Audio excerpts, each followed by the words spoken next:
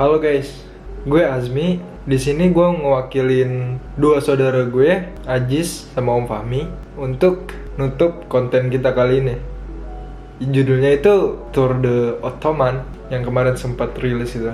Gue minta maaf dulu nih, karena nguploadnya itu kelamaan sih.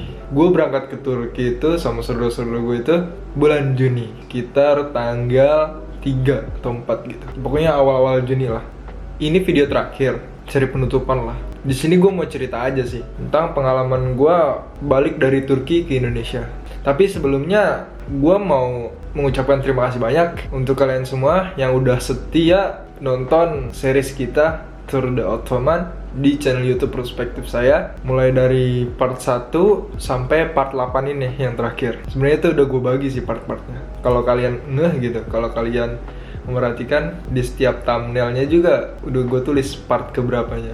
Langsung aja lah ya. Dalam video kali ini gue punya beberapa cuplikan video sewaktu gue di bandara. Gue mulai dari rumah Ajis. Kita bangun itu sekitar jam 7 pagi. Itu pagi banget sih kalau di Turki, dan masih jarang orang yang beraktivitas juga jadi jam segitu. Gue bangun jam segitu, gue ya siap-siap, packing gitu dan sebagainya. Dan gue juga kelupaan satu hal, yaitu gue belum ngeprint surat swab PCR test gue yang kemarin dilakuin di Sirkeji itu. Akhirnya Ajis yang berusaha lagi. Dia ngebawa soft filenya ke kampusnya, karena rumahnya Ajis itu dengan kampusnya itu deket lah, sekitar 5 menit jalan kaki lah. Nah, jadi Ajis ngeprint swab PCR gue di kampusnya. Sama Ajis juga ada kepentingan sama temennya sih, yang ngobrol apa gitu. Gue juga nggak tahu. Sekalian lah jadinya. Waktu terus berjalan sampai akhirnya kita nggak ngeliat jam sih waktu itu. Sampai akhirnya jam 11 itu baru pada selesai. Ajis baru balik ke rumahnya, gue juga baru packing, baru mandi dan sebagainya. Tiba-tiba ngeliat jam, astagfirullah, udah jam 11 gitu kan. Ya mau gimana? Kita terkaget. Akhirnya kita langsung buru-buru. Ya harusnya kita naik bis bandara, karena kita kelamaan itu akhirnya telat, kita ketinggalan bis, dan akhirnya kita naik taksi. Itu naik taksi habis sekitar 100 Turkish lira lebih lah. Itu bodohnya gue sih karena terlalu nyantai kan ya, nggak ngeliat jam juga. Tapi untungnya kita nyampe bandara itu pas sekitar jam 12. For your info, gue tuh pesawat gue boarding itu sekitar jam 2an. Berangkatnya itu sekitar jam 2.40 lah kalau nggak salah, tanggal 16 Juni. Sampai bandara kita bingung, panik karena waktu yang ada mepet. Terus kita nggak tahu letak gerai Etihadnya gitu ya. Kita panik lah di situ. Gue ada cuplikannya kok, nanti lihat aja. Panik. Ajis lebih panik rupanya. Gue panik sih, panik. Tapi karena gue orang yang terlalu santai, jadi Ajis yang lebih panik. Ya begitu deh. Lucu lah ceritanya. Mana Jis? Salah.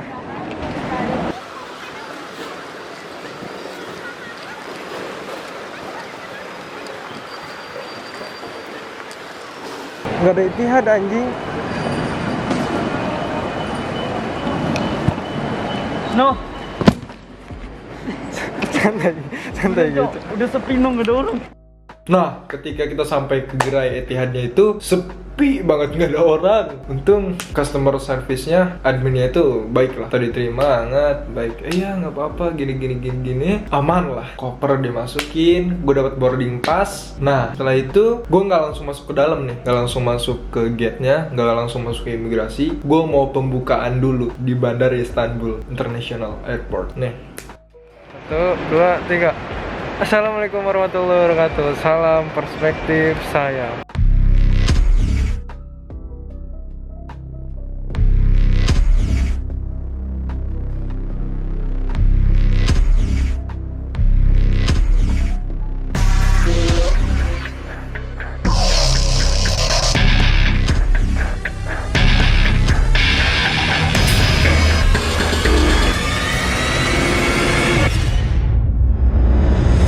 Perspektif saya.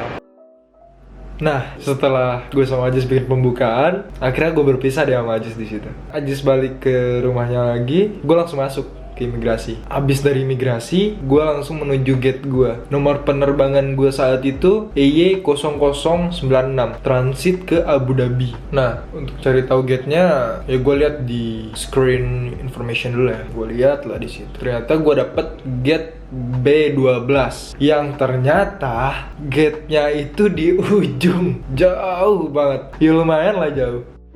Oke guys, gue udah masuk imigrasi, terus udah masuk ke dalam, tinggal nyari gate. Haji sudah cabut, udah balik lagi ke rumahnya. Sekarang ini gue lagi di perjalanan mau nyari gate. Gue itu dapet gate-nya, bentar.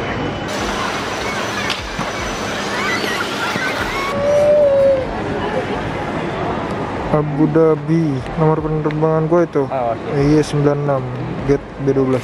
Oke guys, sekarang kita ke B12, ke gate B12 karena gue dapet gate B12. Ikutin terus lah ya, gue sendirian.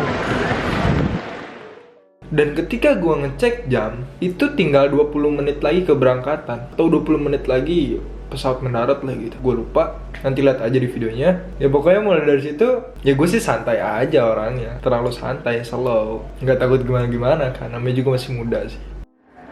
Tuh, B1 sampai 18 ke sini, lurus, kita lurus. Karena gate kita ada di B12, kita ambil lurus. Wow, masya Allah, jauh juga coy. Oh. Ini B1, B12 lurus. Kita jalan aja lah ya, biar cepet kita jalan, gak usah naik kayak eskalator gitu, gak usah naikin lah, kita jalan aja biar sehat, karena biasanya juga jalan kan kita.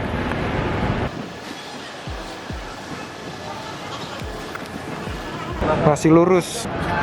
Wah, firasat gue sih B12 itu di ujung nih kayaknya, soalnya ini baru B1.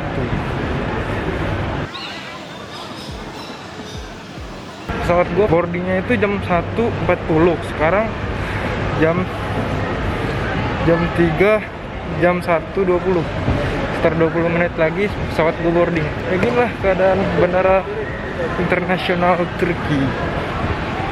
See you di gate aja lah ya, aman.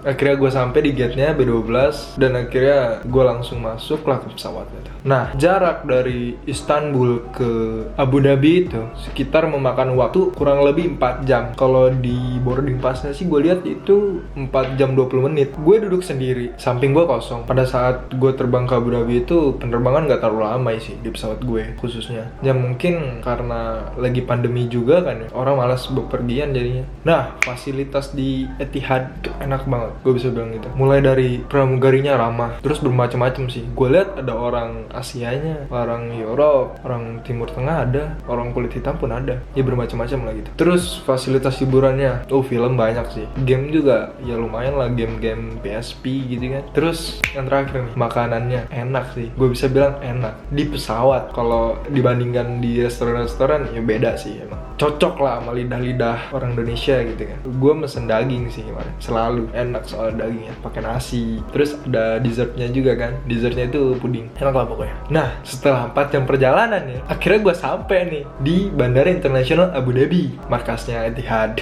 Karena gue haus, gue langsung mampir ke vending machine yang terdekat aja. Nah, untungnya gue masih nyimpen duit 10 dirham bekas penerbangan pertama gue ke Turki. Lumayan sih 10 dirham, cukup lah buat beli minum atau snack. Karena pas awal penerbangan itu gue sama Ajis nukar duit sih, gue lupa rupiahnya berapa, pokoknya jumlah dirhamnya itu 40 dirham, lumayan makan.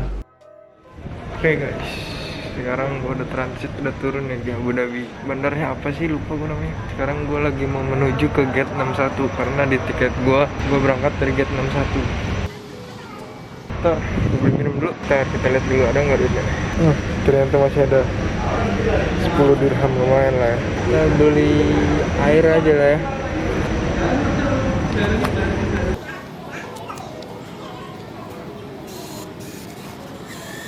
Nomor 16.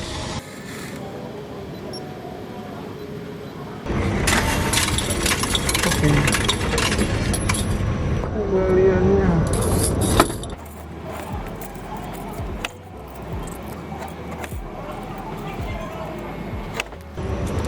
main banyak juga nih kembaliannya, dari tempat duduk lah. Nah, abis itu gue langsung menuju ke gate gue, yaitu gate 61. Yang sialnya, gate itu tuh gate ujung juga. Aduh, di Turki dapat gate ujung, di Abu Dhabi pun dapat gate ujung. Aduh, ya tapi jalanin aja lah, santai aja. Karena gue juga orangnya santai ini. Kita nikmatin aja perjalanan. Itu bagian dari perjalanan gitu kan. Akhirnya gue jalan ke sana, ke gate 61. Nah, footage gue di bandara berakhir sampai sini. Selanjutnya gue cerita aja lah ya. Bis gue dari Abu Dhabi itu, kira gue berangkat lagi ke Indonesia. Tapi sebelum itu, pas di bandara Abu Dhabi, gue kan bosan nih nunggu. Pergilah gue ke smoking area buat ngerokok. Gue bawa rokok lah dari Turki, bawa rokok Indonesia. Lalu itu gue bawa sampur amil. Ketika gue datang ke smoking area, ternyata gue ketemu orang Indonesia juga. Namanya itu Mas Ega. Halo Mas Ega, kalau nonton video ini, makasih ya udah nemenin. Ngobrol lah kita kan itu. Biasalah nawarin rokok dan sebagainya. Akhirnya kita ngobrol-ngobrol di situ, banyak hal yang kita obrolin, baik cerita-cerita juga kan. Akhirnya Mas Ega itu nemenin gua dari Abu Dhabi sampai gua diisolasi dulu. Sampai gue isolasi itu gue masih temenan sama Mas Ega, karena